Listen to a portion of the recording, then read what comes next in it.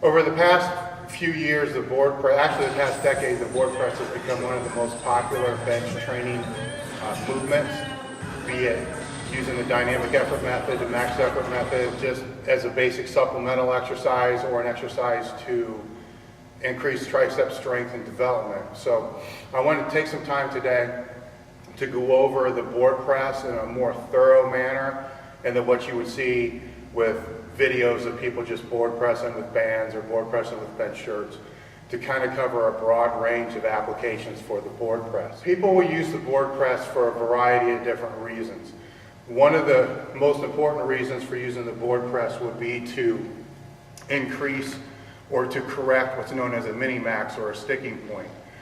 If your sticking point is midway on the bench press, for some people that could be a 2-board or a 3-board. So this allows you to overload that area of the bench press where you're weak to be able to get a better development through that range of motion, or more strength development through that range of motion.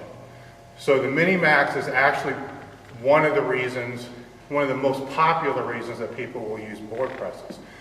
Board presses are also used in different sectors outside of powerlifting for tricep development, because with a bench press, you can get to the range that stimulates your triceps more without stimulating the chest or delt. So everybody that's a little bit different. I'm gonna explain the difference with the boards here shortly to be able to know. So it's not necessarily a 4-board is going to be a tricep board.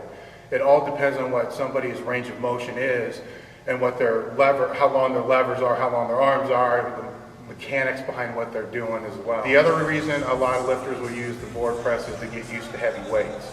So the board press will allow them to get heavier weights in their hands with a partial range of motion that's a little bit easier on the central nervous system because it's not a full range of motion, so it's easier to recover from, while at the same time, in many cases, they're going to be able to put 100% of their 1 rep max to 110, and even with chains or bands, sometimes they can go up to 120 plus of what their 1 rep max is. So when they go to actually compete or try to break a record, the weight's going to feel lighter in their hands. There's a confidence that comes with that as well. Because they've had it in their hands before, have had more in their hands before, when it comes time to actually doing it, their confidence is also going to be higher. This can also have a reverse effect when you're dealing with board presses and bench shirts. And I'll touch on that here in a little bit as well, because this can actually create the opposite of confidence and what I would just call false confidence, where people think they can press more than they actually can because they can't off a 2-board or a 1-board. Meanwhile, they still have yet to touch their chest with the shirt. The board press also serves as a tool for rehabilitation and injury prehab, because you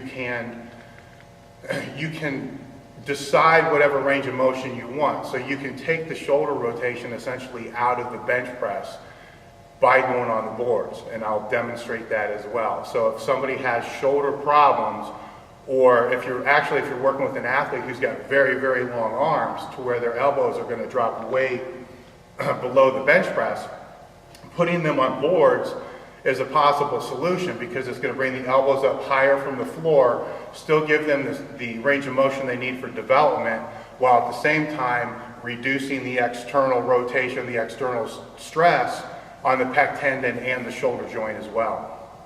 The board press is also a very good way to break in a bench shirt for those people that are powerlifters. There's various ways to do that, which we'll discuss and lay out in the article as well. You know, one of the most popular ways is just to start on a high board for week 1, which would be a 4-board, with a tight shirt, and then each week just go down a board until you can actually break the shirt in enough to be able to touch. I'll talk about bench shirts with the board press here in a couple minutes.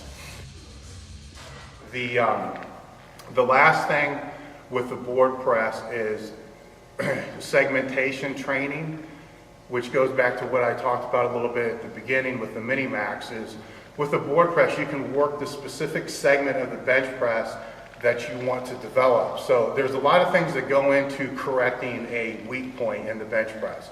So if you are weak 4 inches off your chest, that could be due to a lot of things. It could be technical, it could be mental, and it can be physical. So one of the solutions to that is, as I said before, to work the segment around that range of motion to overload it, or with whatever means you want to use or whatever training methods you want to use, if it's accommodating resistance with bands or chains, or the overloads or whatever you want to use with that. I'll go over some methods with the boards here as well to develop that. But the key thing is you can train whatever segment that you want.